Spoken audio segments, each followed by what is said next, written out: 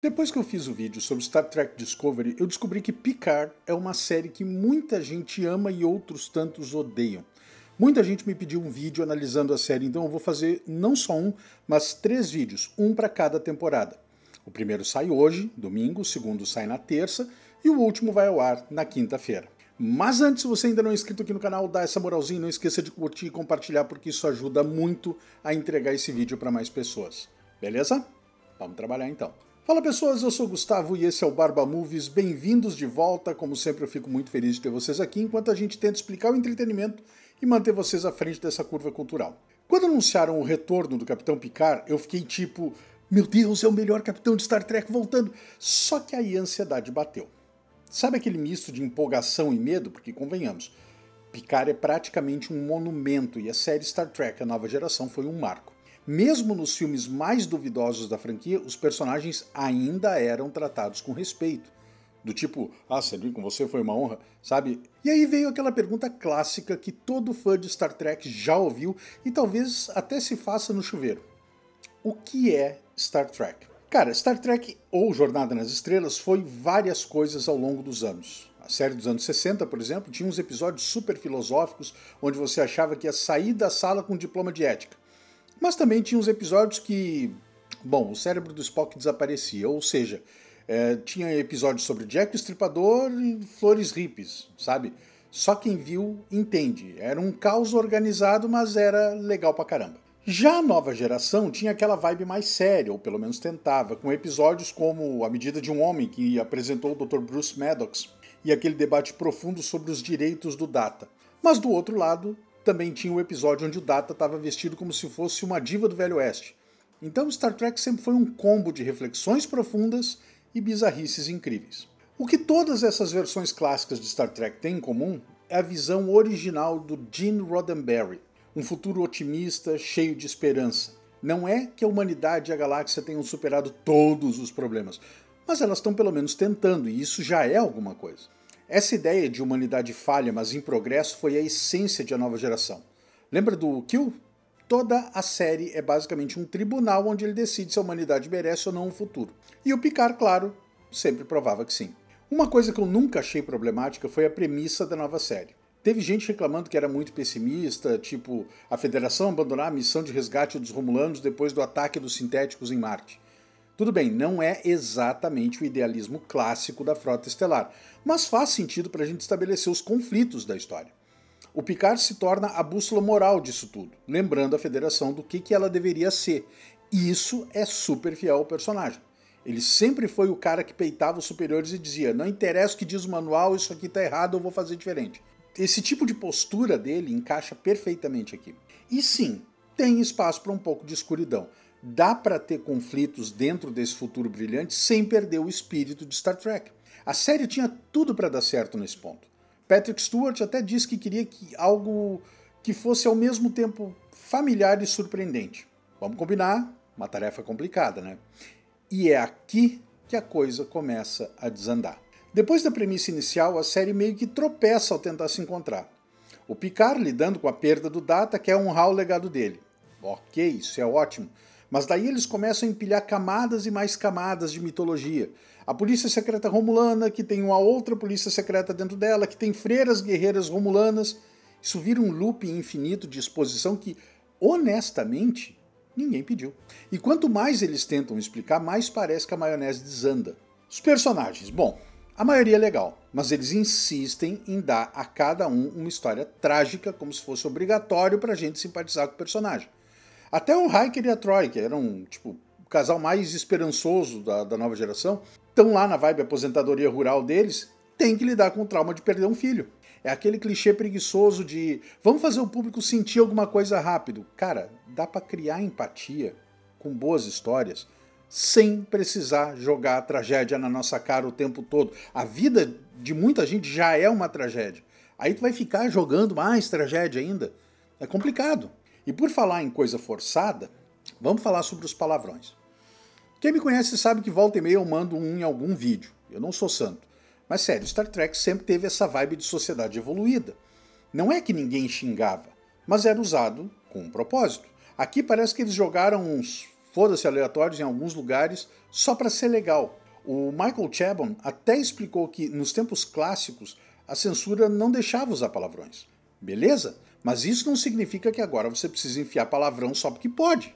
Tipo, lembra quando o Kirk soltou um "seu idiota burro" 2 vezes em Star Trek 4? Isso era engraçado porque mostrava que ele não sabia xingar direito. Agora é só gratuito. E aí tem o lance de vamos deixar tudo sombrio porque a gente pode. Não é que eu não goste de um tom mais corajoso, mas precisa ser feito com equilíbrio. Parece que esqueceram que a força de Star Trek sempre foi o otimismo e a ideia de que apesar de tudo existe esperança. Se você tira isso, Star Trek vira só mais uma série de ficção científica genérica. Picard tinha potencial para ser algo realmente incrível. Quando eles focam na jornada pessoal do personagem e na nostalgia que ele carrega, a série brilha. Mas nas partes em que ela tenta ser algo que ela não é, perde a essência. O problema é que, apesar das boas intenções da série em se reinventar, ela acaba se atolando em certos lugares comuns. A questão de explorar o legado do Data, por exemplo, era uma mina de ouro narrativa. Mas em vez de aprofundar a relação do Picard com essa perda, o que a gente vê é uma tentativa de preencher os espaços vazios com subtramas que, no final das contas, só desviam o foco do que realmente importa. O maior trunfo de Star Trek Picard deveria ter sido o aprofundamento do personagem título, não só na luta interna com o passado, mas também nas suas interações com os membros da antiga tripulação.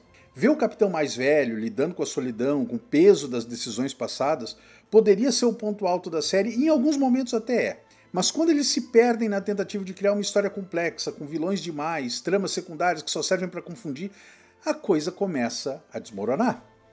As velhas relações do Picard com o Riker, com a Troi e com outros membros da tripulação têm o poder de trazer o espectador de volta para a essência de Star Trek. Só que essas interações nem sempre são exploradas de forma satisfatória. Agora vamos começar a falar sobre a construção dos novos personagens. Tem algumas figuras legais na série, mas nada que se compare ao charme e à profundidade dos veteranos. A verdade é que por mais que o elenco novato tenha boas intenções, e eu acredito que tinha, é impossível não sentir falta daquela química única que a velha tripulação tinha. Eles eram a alma da série, e mesmo que tentem substituir isso com novos rostos, a falta de sintonia é gritante. Não dá para substituir o brilho de Riker e Troi com qualquer personagem genérico jogado ali só para dar mais peso na trama. Aí entram os vilões. A série tenta criar uma ameaça épica, mas em vez de focar na construção de uma grande narrativa, acaba criando vilões que não causam o impacto desejado. Alguns momentos são tão chatos que você se pega torcendo para que a ação se mova para outra parte da trama, porque é impossível você se importar com os antagonistas. Eles são introduzidos de uma forma tão apressada que, em vez de sentir medo ou tensão, você só sente falta de algo mais substancial, algo mais bem desenvolvido. Star Trek sempre foi uma série que propõe uma visão idealista do futuro, onde a humanidade se unia para superar os seus piores impulsos. Em Picard, o que a gente vê é uma humanidade desacreditada, quebrada, cheia de falhas. Isso não seria um problema se a série ao menos tentasse mostrar uma reconstrução dessa esperança. Ao invés disso, eles empurram a gente para um futuro onde a desilusão e a corrupção são mais constantes do que qualquer sinal de redenção. Ou seja, é o nosso mundo hoje. E, de novo, isso não é algo que destrua a proposta, mas sim algo que faz a balança pender para o lado da decepção.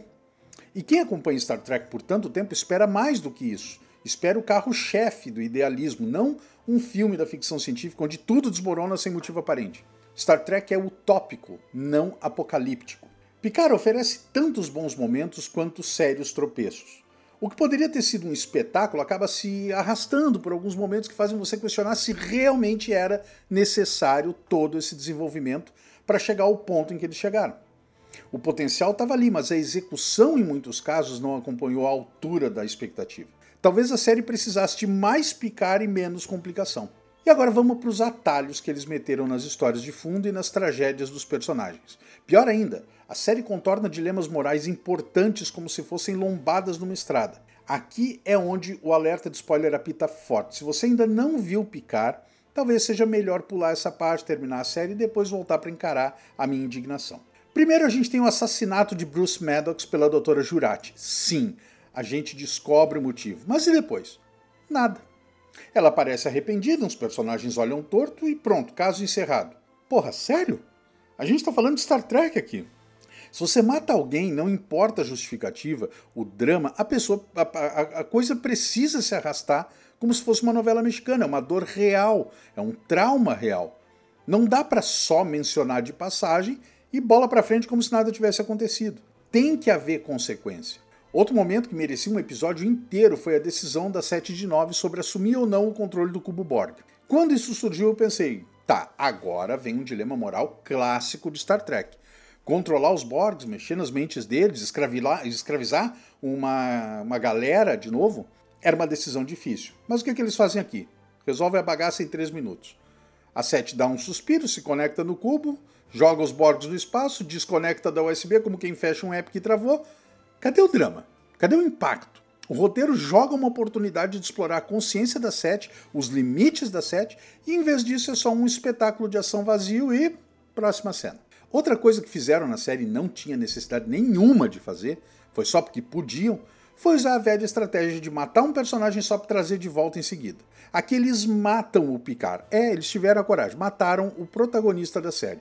E ressuscitam o cara num corpo sintético. E agora? Na prática a gente tem uma tecnologia que resolve até a morte. Sim, deram um corpo que vai envelhecer e morrer em 10 ou 20 anos, mas foi só porque decidiram programar isso. Eu não gosto dessas soluções falsas para problemas que não existiam. Ninguém acreditou que Picard tinha morrido de verdade. Era óbvio que iam trazer o capitão de volta. Só que isso transforma uma cena que deveria ser emocionante num troço vazio e previsível, um drama de mentirinha. Ninguém merece. E o que foi aquilo da Raf e da 7 de 9? Não tem problema nenhum com o fato de elas ficarem juntas, mas cadê o desenvolvimento disso? Elas conversaram o quê? Uma vez, a série toda? E aí no final aparecem de mãos dadas como se isso fosse super estabelecido. Não dá para simplesmente jogar isso na cara do público e esperar que a gente compre a ideia sem pestanejar. E sobre o Data? A ideia de que ele não morreu realmente porque tem uns íons positrônicos flutuando por aí já era forçada. Mas beleza, dá para engolir se for só para um reencontro simbólico com o Picard. Mas aí eles resolvem tornar tudo mais deprimente ainda, porque o Data pede que desliguem a sua consciência. É basicamente a confirmação de tudo que a gente amava no personagem acabou de vez. Não tem otimismo aqui. É só um clima de funeral. E é isso que me incomoda. Enquanto Nemesis tinha um final esperançoso para o Data, Picard opta por um desfecho triste e melancólico. Para mim isso não combina com o espírito de Star Trek. Antes que alguém fale, eu sei que o espírito de Star Trek é uma coisa muito subjetiva, varia de pessoa para pessoa. Mas essa série parece perdida entre querer ser profunda e querer impressionar com ação. Apesar disso, tem uma conversa na série que captura bem o que Star Trek sempre foi. Abre aspas. O passado está escrito, mas o futuro depende de nós. Temos ferramentas poderosas. Abertura real, otimismo e curiosidade. Eles têm sigilo e medo. Fecha aspas. Isso inclusive fecha muito para uma certa divisão que acontece no nosso país hoje. Essa mensagem é o tipo de coisa que eu espero ver mais na próxima temporada. Quem sabe com o Picard revitalizado e a tripulação nova, a gente pode deixar os dias sombrios para trás e caminhar para um futuro mais esperançoso. Se a ideia era resgatar o espírito de Star Trek, então alguém pegou o manual errado. Parece que o time criativo estava mais interessado em jogar uma avalanche de referências nostálgicas do que em criar algo que realmente capturasse a essência da franquia. E era isso, pessoas. Esse foi o vídeo de hoje. Eu espero de coração que vocês tenham curtido. Obrigado por ficar até o final. Se teve valor para vocês, não esqueçam de curtir, comentar, se inscrever no canal. A gente se vê no próximo vídeo. Um grande abraço. Fiquem todos com Deus.